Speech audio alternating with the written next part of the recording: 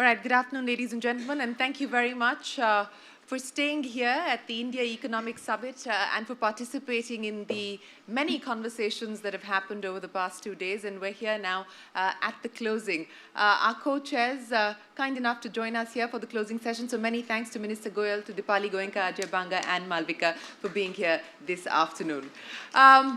As I said, we've talked about many things, from digitization to financial inclusion, diversity in the workplace, pollution, several things pertaining to what India needs to do to improve the quality of life of its citizens as well as enhance its economic power. So let me try and crystallize this to some actionable agenda that we can take forward post this summit. And Minister Goyal, let me start by asking you.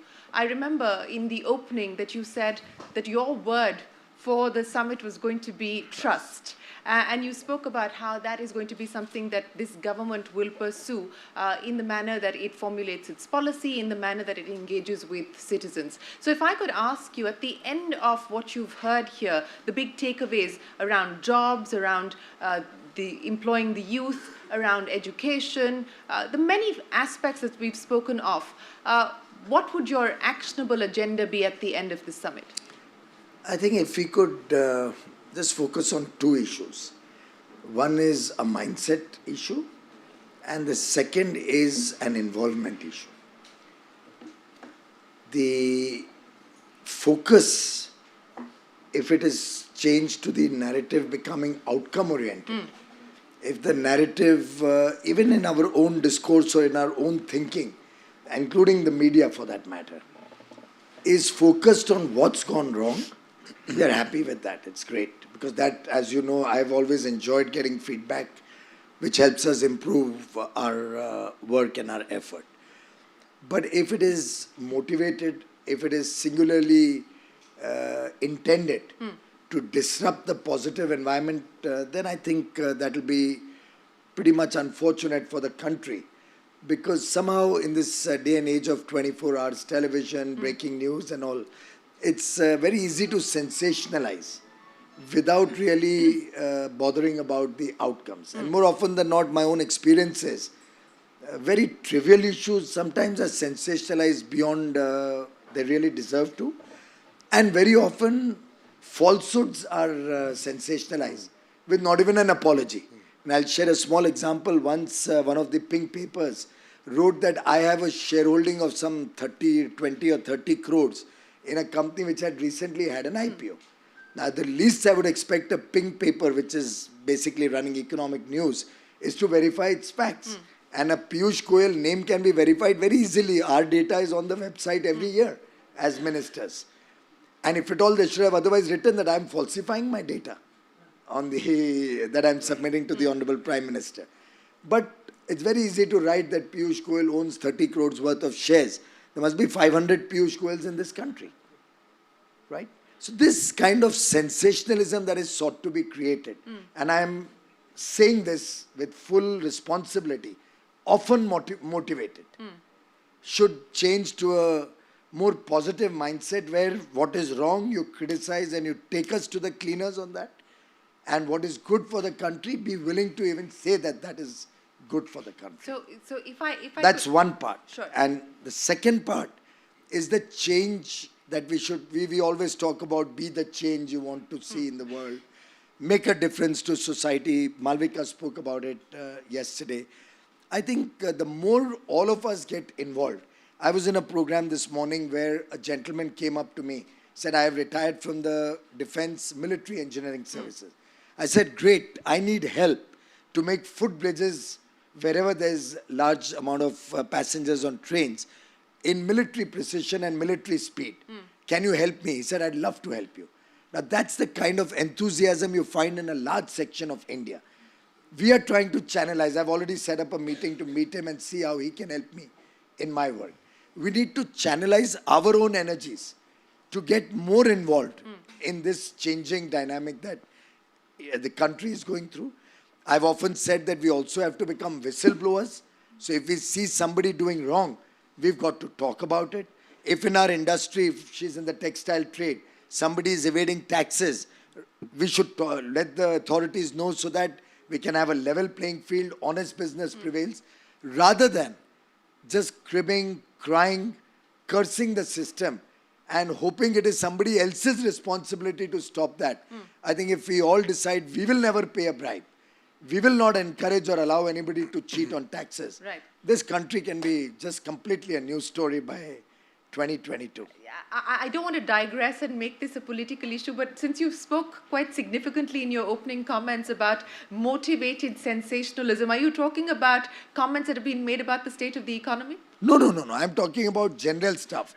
There's so many things that come up which are irrelevant very often, sensationalized, and by the next day it's not even there anywhere.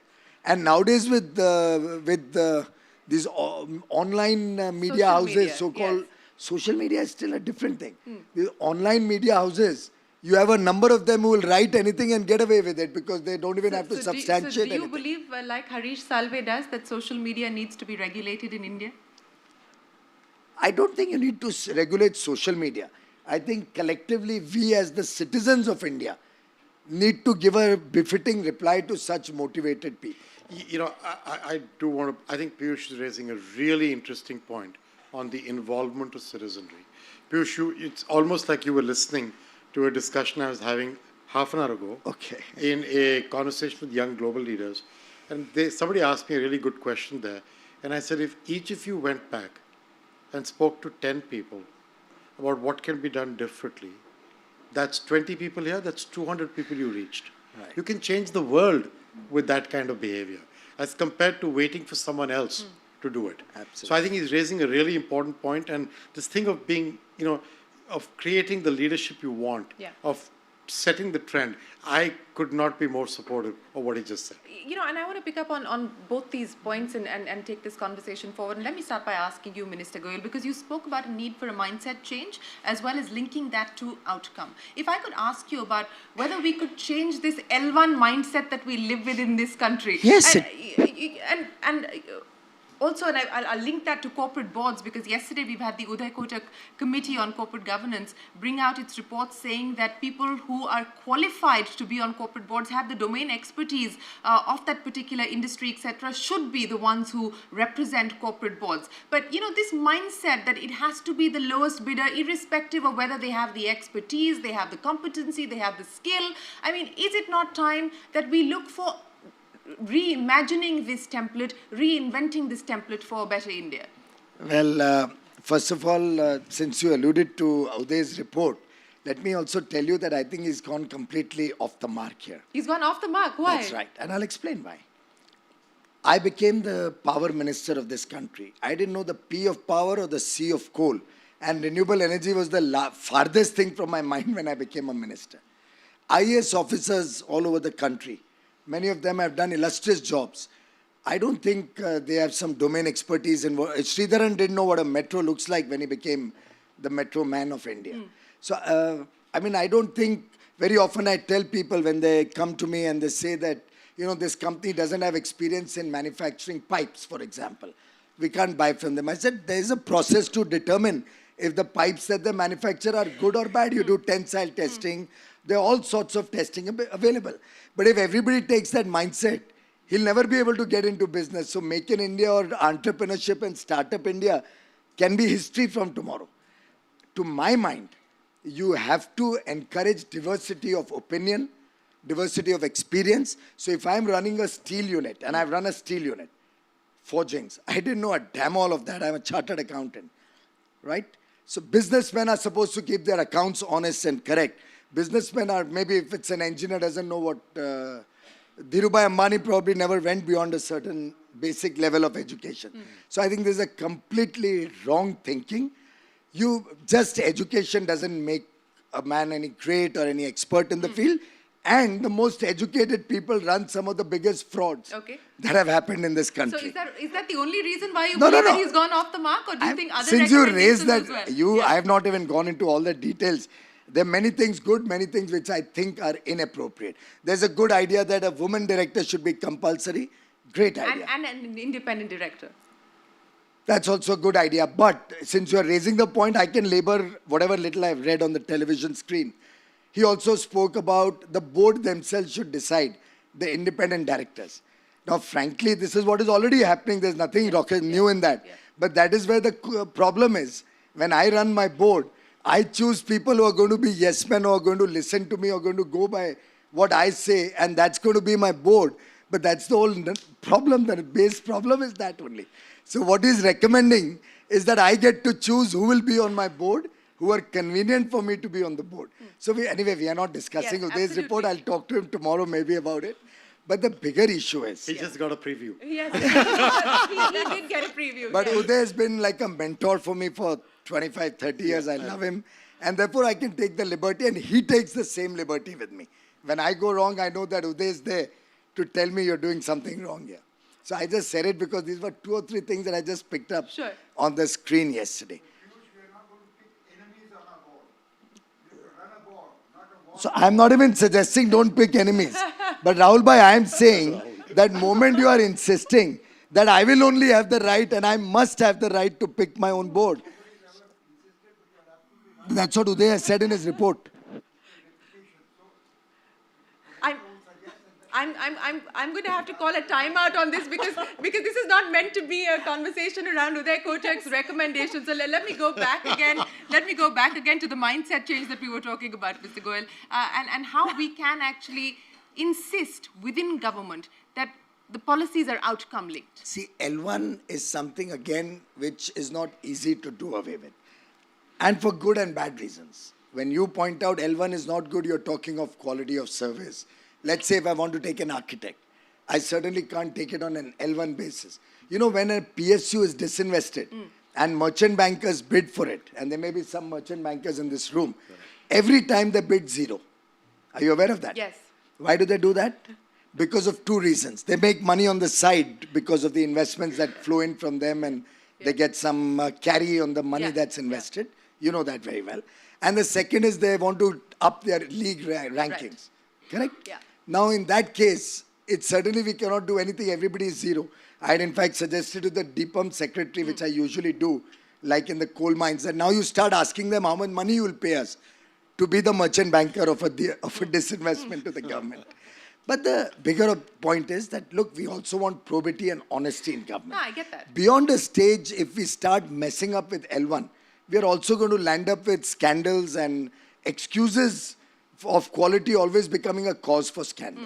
Therefore, there are established processes. You can create committees. You can create technical specifications which are robust and protect you from the riffraff. You can have 70% of the marks for technical, 30% for financial bids. There are ways in which you can reasonably protect. I personally am of the opinion you should have a technical spec which is strict, remove the shaft from the grain, and then allow them to bid on a financial parameter. Many people use the 70-30 or 50-50 principle. I personally believe it leads to more objectivity, and then people can manipulate transactions. I have so far avoided doing that. Okay, so let me continue with the conversation that we're having on outcomes. And I remember, Dipali, in your opening, you spoke about the one big concern that you have, and that is around jobs. At the end of everything that we've heard here during the course of this summit, if I were to ask you to prioritize what you would like to see the corporate sector do, what you would like to see the government do, the 2 or 3 things, so that we actually move up on the agenda as far as job creation is concerned. You know, along with what I witnessed in the last 2 days, somebody commented on why is textiles so important? I mean, do you think India should have that agenda as textiles? I mean, it's one of the largest job creators in the world. Yes, exactly. So I mean, I was just wondering, you know. So I think the key thing for us as corporates is that how do we look at the grassroots level employment of the youth population, because the non-farming jobs is critical. And apart from that, the women deployment is very, very important. I think that's where I think would be a key agenda for the corporates like us. That is critical. But what do you think when you talk about the participation of women in the workforce? And it's unfortunate that in India, both when we talk about rural India as well as in urban India, the numbers are actually declining. So women participation in the workforce has declined over the last few years. What do you believe is the remedy? What is the answer, both from a corporate perspective as well as a government perspective? See, the remedy from the corporate perspective is till we don't ourselves become the agents of change, until we don't take the commitment to do that. For instance, of Welspun's vision for 2.0 is around 20% women at the workforce level. And we already have 40% in the senior leadership. And that's what I'm talking about, just textiles alone, which is very predominantly very men-oriented kind of an industry. So I think the commitment has to come in from our end. And skill development, I think the initiatives the government has taken, I think we have to take the lead and take that forward across all. Like the Skill India is very, very important. We actually take on 10,000, we actually skill 10,000 youth every year. And I think that becomes a very interesting initiative by what we do, and I think the government will also need to take that. Okay, Ajay, I think it was, you also rated jobs as your number one concern that was my single word. In your opening session. So, you know, it's a mammoth task and it's a mammoth challenge. But you and I were having the conversation before we came out where you said that we must approach this in bite-sized solutions so that we can actually go after the problem and attack it. If I were to ask you, how do we attack this challenge so that we actually deliver on the outcomes, what would you suggest? So my view is that the reason I said jobs is because of the whole issue of the informal, formal economy and getting workers into that so you can get productivity going, including for women. And if you do that the right way, you can get a great improvement in where we are. The thing about bite-sized chunks is the following. You look at what Piyush was talking about his situation in the railways. Piyush, how many days have you been the minister now? 32. 32. And he's not counting. But in those 32 days, he's trying to create a plan to create 1 million jobs. Is that correct? That's right. Okay. Today, the World Economic Forum put out a report on tourism by this young lady in pink here. And what it says is that if you do the right things with tourism in India, you can get to create 1 million jobs in that sector. Just look at this, 1, 1, 2. I mean that as bite-sized chunks. To get tourism to go, you shouldn't try and solve and boil the ocean of getting the whole of India to somehow, tomorrow morning, or 3 years from now, or 15 years from now, become tourism friendly. Let's pick 10 places, and let's work on the infrastructure of those 10, not just to see the Taj, but to have other things to do when you go to Agra, to be able to have hotels you want to be with, to feel safe as a woman on the road, to be able to feel welcomed and not to be cheated upon by people, culturally, mindset. This is not different from what Piyush is saying and what Dipali was saying earlier. So that's what I mean by bite-sized chunks. Break the problem down into bite-sized chunks, create a process of measuring it, put color coding against it, saying, I'm working well on this one, not well on that one, and then go chase it down. I continue to believe that tourism is India's quickest return for jobs in the next 1 to 2 years. It's that much of an advantage. And I didn't understand that Piyush could generate 1 million. That's remarkable in the railways. So I'll give you a simple thing. If I invest 150,000 crores, and if even 20% of that is labor cost, which I'm being very conservative by Indian standards, it's 30,000 crores. 30,000 crores, the railways people don't do that investment. It's all done through contracted and outsourced stuff. So that 20% is 30,000 crores, 3 lakh rupees per person at an average. Some may be less, some may be more, is 1 million jobs. And I'm spending that every year. So that's the By the way, I want to give you why I said Jan Bhagidari or people's involvement. And why it should be a collective effort. Ma'am spoke about tourism, which she alluded to. In the railways, what am I doing? We have 276 saloons, including a saloon which I can use to go anywhere in the railway. Right? It's a beautiful, luxurious saloon. You may love to go on that someday. But we are not planning to use those I have saloons. to pay with my Mastercard, right? We are making sure that henceforth you'll have to pay. Right now, I can only give it to you as a favor. Oh, I see. Okay. But what we are doing is we are keeping those which are essential for any unfortunate accident or repair work or inspection work with the divisional managers, moving probably 150, 170 of them out of the divisions, creating luxury trains out of that. And I'll tell you the thinking. I'll have a train go from Delhi on the Budh circuit, Sarnath, Kushinagar, Gaya. And I'll tell you why I'm doing it. Because in those places, we don't have very good hotel facilities, stay facilities. But these trains have beautiful staying facilities. So a Japanese can come on that train, stay in the night in that coach, good toilets, good everything. In the day, pay his respects at the Budh tourist spot. Again, come back in the night, go to the next place. So his hotel, his stay, his toilet, everything is well taken care of. I'll probably add 1 or 2 Japanese translators or whatever countries' Chinese translators. And there, lo and behold, you've got without doing anything else, you've created So infrastructure. my point about this was bite-sized chunks. You do Yeah. that. That's one example.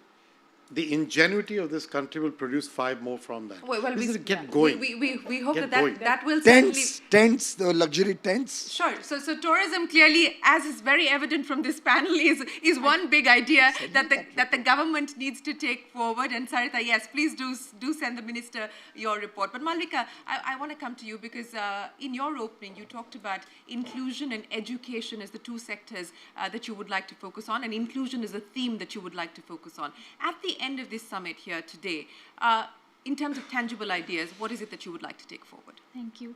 I think for the past 2 days, I have been strongly advocating for inclusion at every platform I got, and I am very happy for the support I received, for the response I got from the business leaders here, the government leaders, and everyone at the summit. And I was extolling the promise of my generation, the millennial generation, and my country to this world. So while I remain optimistic about this dream, I would be fooled not to acknowledge that banking on the future is a treacherous endeavor. So to paraphrase Donald Rumsfeld, there are known knowns, there are known unknowns, but there are also unknown unknowns. I'm a student of the social sciences, and I'm interested in almost all the intangibles of society. Mm-hmm. Chief amongst them is attitude, which I have been emphasizing in every platform. Yes.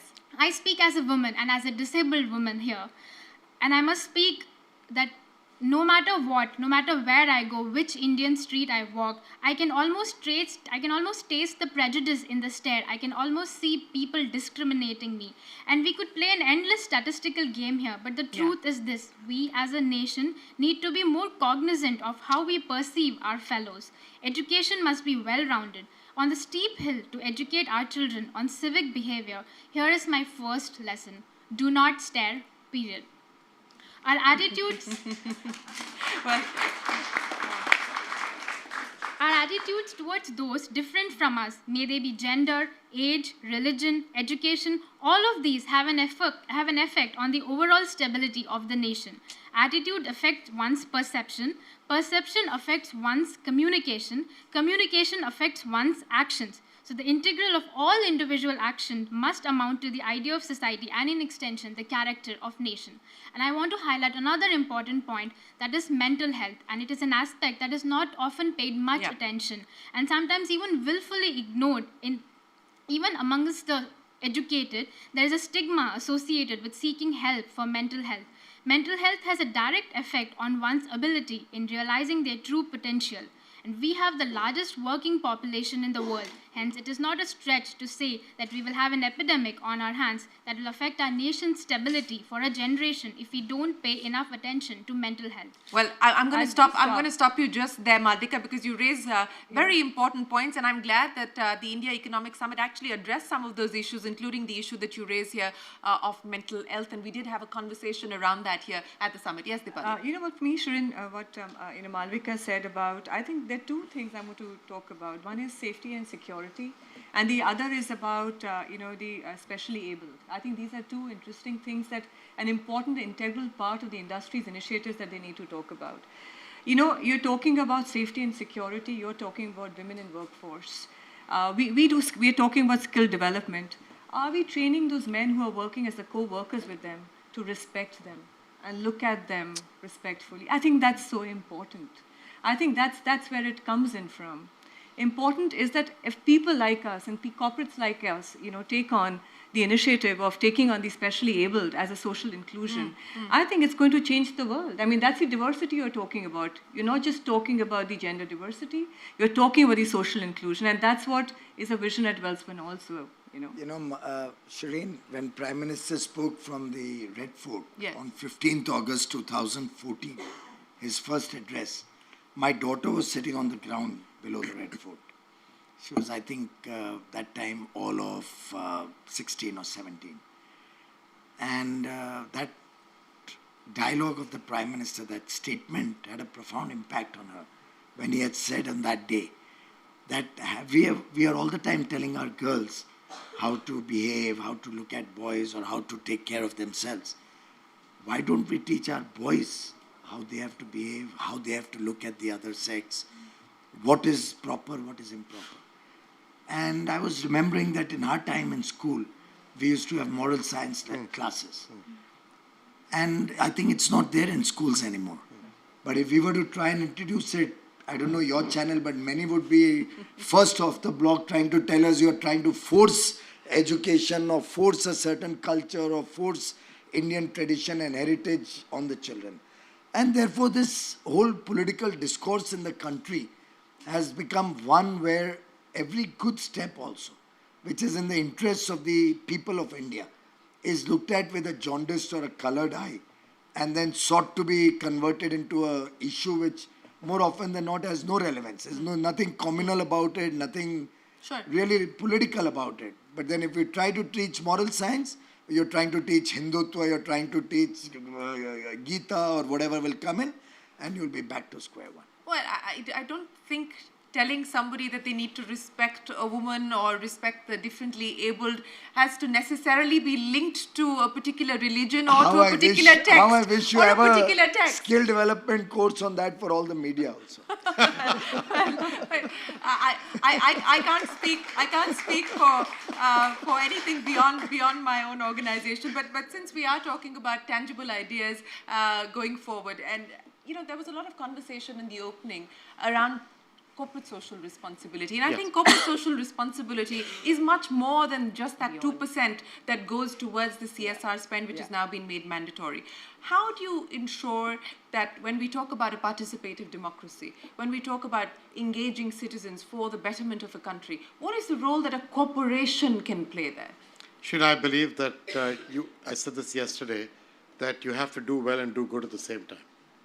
If you don't understand how to do that, you cannot have a role to play as a corporation today, because you're not working in a vacuum. You're working with your community. And my community is people like her and him and her and you. And so I got to make sure that I can engage in a constructive way with everybody. Now, what do I mean by that? I think the 2%, by the way, I would not let that go by. I think it's a really good idea and a really good step, because it creates a discipline around putting some money back. But here's the problem. There is not enough philanthropic money in the world or government money in the world to solve some of the challenges we're all facing. These are fairly large, monumental challenges. In my belief, the reason for public-private partnerships to have become flavor of the month right now is because you need the public sector to create the regulation and the guide rails for the private sector to bring in its capital, ingenuity, and balance sheet and make this doing better a part of our business model. And that is the point about inclusive growth that I was making with Piyush yesterday, that inclusive growth matters, not just inclusion. Because inclusive growth is a way to prosperity, and a way to prosperity is my business model, and therefore I can justify to my shareholders working in collaboration with the government and working in collaboration with civil society that I can make a difference. That is doing well and doing good at the same time. Shereen, just one That's the deal. Yeah. When the Prime Minister in that same 15th August 14 speech announced that within a year we'll create a toilet for boys and girls separately in every government school in the country. That was one time where probably L1 may not have been so strictly possible, because you had 1 year to do 430,000 schools across the country, toilets in 430,000 schools. A lot of private sector companies came forward also. But that's where the government showed its true mettle in a way. The companies which were under power, coal and renewable energy at that time did 221,000 toilets in half, almost 121,000 toilets, 121,000 toilets. About 1/3 of them were done by just PSUs under that ministry. Now, after that, I realized what Ajay is saying. I realized that if we had, instead of doing that, we had partnered with the private sector, and we could have done a far better job in terms of quality. We could have maintained it far better, about which I saw problems later on. Yeah. So now, about a month ago, I had meetings with Tata Charities, Piramal's Charities, a lot of companies in Delhi, Nachiket more, a lot of people came. Yeah. Then last week, another 3-4 more charities came forward. I'm trying to see how we can leverage the same PPP model to get NGOs in the private sector and government spending leverage each other. great. There's a huge amount of money we give out through our various programs, be it Beti Bachao, Beti Padhao, be it our maternity programs, be it our programs for education. There's huge amount of money spent, forget CSR, in the normal course of social welfare schemes. So if the NGOs, and I find some really well-meaning people there, government schemes and our own CSR, if we can dovetail that, I think we can get a big bang for every buck that we spend. We can leverage and multiply manifold and also stop duplication. Out of 8 or 9 trusts, 6 or 7 spoke about health, 5 spoke about education. So we are all working in silos. If we can dovetail all that, it can have a transformational impact. Yes, because scale matters. But specifically on the need for public-private partnership to create social infrastructure, if I could broadly call it that, whether it's healthcare or education. And these have been experiments that various state governments have undertaken with the private sector, where you use the government infrastructure but get the private sector to actually run a school or run a hospital. The Niti Aayog, in fact, in its recent proposal, has suggested a PPP model where you use government infrastructure but it's actually given out to a private sector player. Do you believe that that is the idea for the future when we talk about improving the service that at the last mile? Do you think that that is going to be an idea that will be given currency by this government? There's no one size fits all in these things. You have to be open to ideas across the board. I'll tell you a small thing. We wanted to start station development. Companies are not coming forward. They wanted to see if this experiment works. So in Gandhinagar, the government gave out an EPC contract and the station is being developed. A hotel will come up and the tendering has been done. And a good company has got the tender to manage that hotel when it comes out. We've done it already so that the furnishing can be to their taste. So you're using the real estate of the station? The real estate of the station. Monetize it. It'll be a beautiful station and a hotel on top.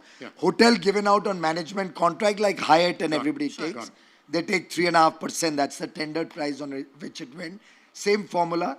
Technical specs, 5 people or whatever were shortlisted. And then in the financial bid, this company won. And once we have 3 or 4 such cases, then the general public will start taking interest. If EESL hadn't done the huge LED rollout, the private sector would never have reduced their prices by 90%. So I think it's every project has its own back to the bite-sized chunks. If you do it in 10 places and it shows up as being a good idea, you can do it in 100 after. Absolutely. And that's what I feel we need to do. We need to bring our problems down to things we can manage and deal with, solve for them, and then run with them. So let me last 5 minutes, get some audience questions in and then let the minister leave. So let me get hands in the audience. Yes, Ratul, we've got Ratul Puri right here. If we can get the microphone across to him. Yes. His question will be longer than 5 minutes. This question goes out to anyone on the panel, and I'm Ratul Puri from Hindustan Power. Minister Goyal yesterday talked about trust and said trust is a critical factor. And I believe one of the key elements in restarting the investment cycle, creating jobs, doing all the good things that India needs to do, is to enhance trust that is there amongst all key stakeholders, the media, industry, government. How do we reestablish this element of trust, some element of trust that may have been lost? How do we go forward and enhance it and build upon it? Well, 20 seconds, not 5 minutes. Your turn, That's a good point. I think, for example, the finance minister had mentioned that if people start paying their taxes and we get more tax revenue, we can reduce the tax rates. If more and more people start self-policing, so let's say she's in a textile business, there are 10 companies. If she knows that there's one company which is cheating or 2 which are cheating, if she lets us know about it and we can stop that, then it'll encourage everybody to start being honest. But if she allows that to continue, and God forbid that comes to the attention of the government, then what happens is one wrong step leads to everything becoming suspect. So I think that trust is something where everybody will have to put their foot forward. We in government will have to be more trusting of people that they are paying their taxes honestly. The industry or taxpayers will have to be more honest in terms of declaring their business and their accounts more honestly. And as I said, the media will have to be more trusting in terms of actually seeing, is there a mala fide or a bona fide? For example, we want to amend the Prevention of Corruption Act. The Prevention of Corruption Act today castigates you irrespective of whether you did it with the best of bona fides, though it went wrong, or you had some malafide behind it. We are trying to amend it that only where you can prove malafide, you should be taken to the cleaners, but bona fide decisions can go wrong. Sure. Similarly, in banking, after all, there are entrepreneurs with the best of interest, they started a business. Somebody can go wrong in business. That's why they're entrepreneurs in the first place. There is a risk associated with business. Now, if the world is going to look at every entrepreneur with a jaundiced eye, that he's cheated the bank or he's save and accept a few genuinely willful defaulters. But otherwise, if the world starts recognizing that failure is a integral part of success or business, I think it'll change, it'll bring back the mojo into the business, into I have a different industry. angle to trust Yes. to back that question. In the financial inclusion space, we've done these 360 million people. I found every time we tried to work with governments and NGOs, they would think, why is a private sector company interested in this and what's in their agenda?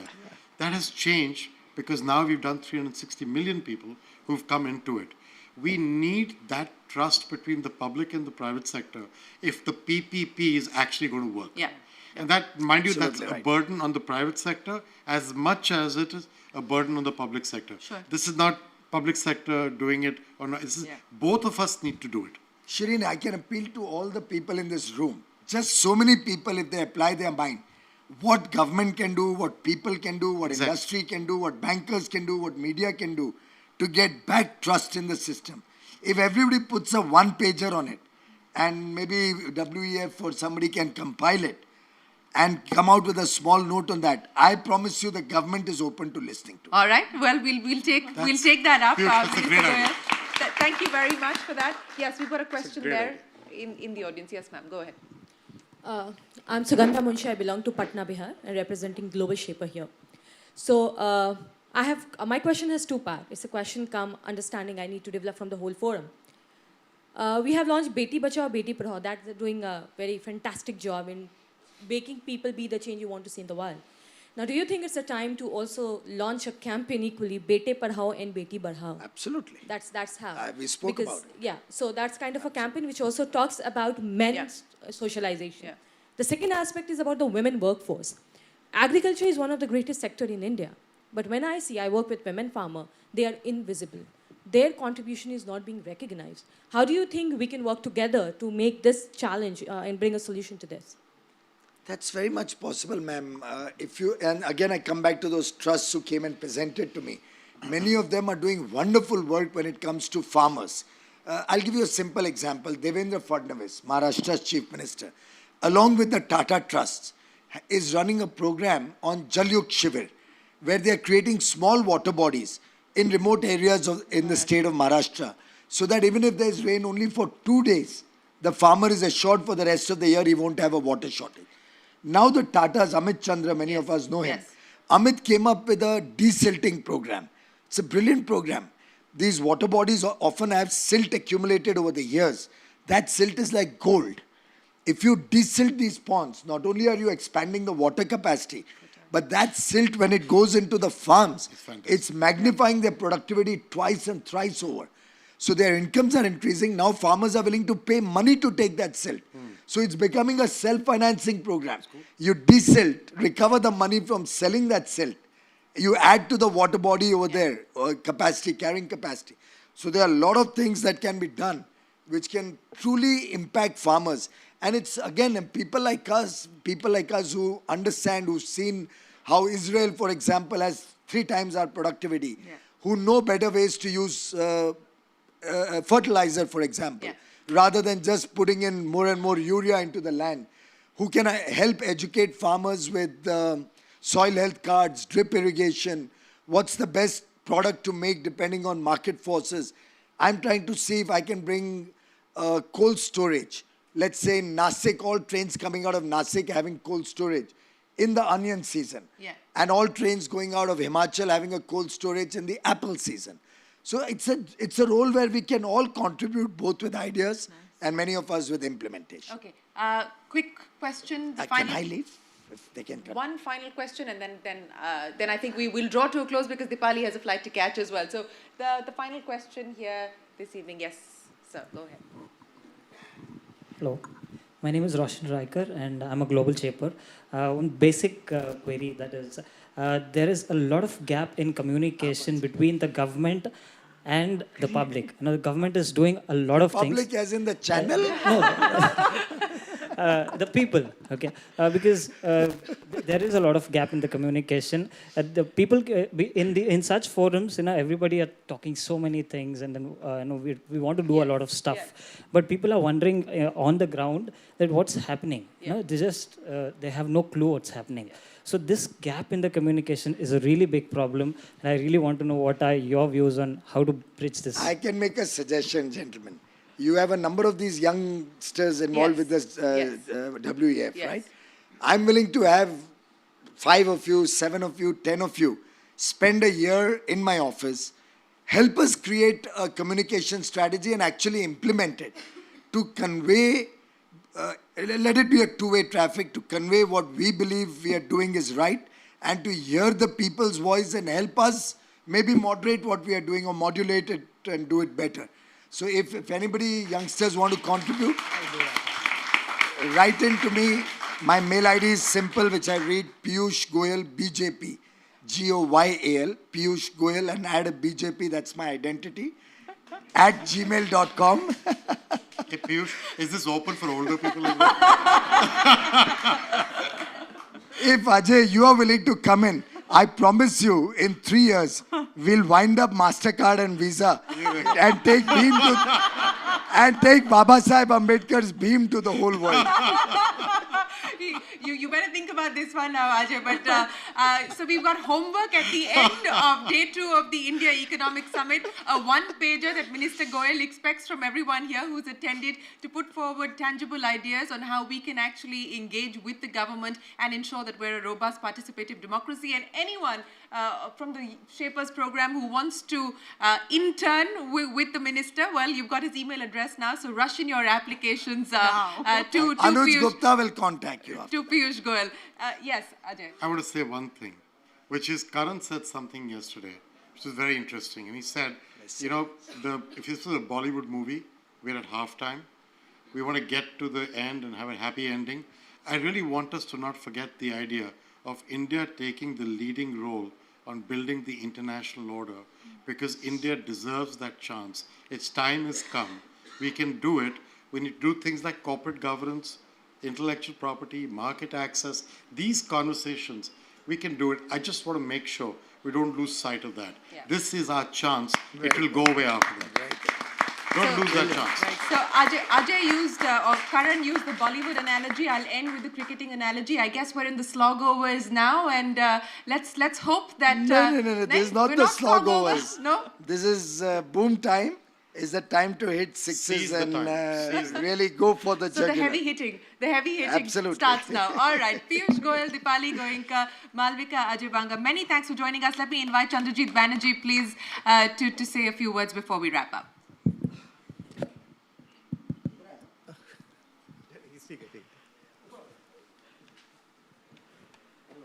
Just wanted to thank everybody for making this last 2 days really eventful.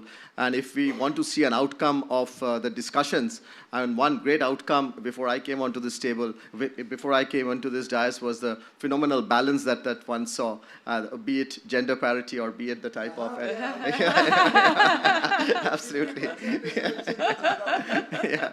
So, too, I think there's been a lovely discussions across different areas, and I'm not going to sum that up, but say that really there was a huge amount of attention and a glue factor which came in, the partnerships that one saw, partnerships between government, civil societies, other stakeholders, and I think everyone was willingly wanting to collaborate for a very different India. And I think and the international community's participation in wanting to make that happen has been so strong. It is one window of opportunity, we say, that India has. And if we don't get it, it won't come in another 60 years. So we are very hopeful, and we saw the world order really looking at India to really make it happen. It's not just the policymakers' responsibility. I think it's a combined responsibility of everybody. We'd want to work on that. forum's engagement with India last 3.5 decades, phenomenal. And I think they have really helped take this India agenda around, and we really value that. And bringing in policymakers into really creating this agenda along with industry and other stakeholders have been extremely important. I want to thank the forum. Some of them, the stalwarts of the forum, are seated right here. Philipp, Saritha, Murat, many others, and I think they are the ones who have been really championing India so very strongly. Just wanted to thank each one of you, not just the co-chairs, all the moderators, speakers, all those in attendance. This is the real time in India, and we'd like to take this forward with everybody together. Thank you very much. Thank you.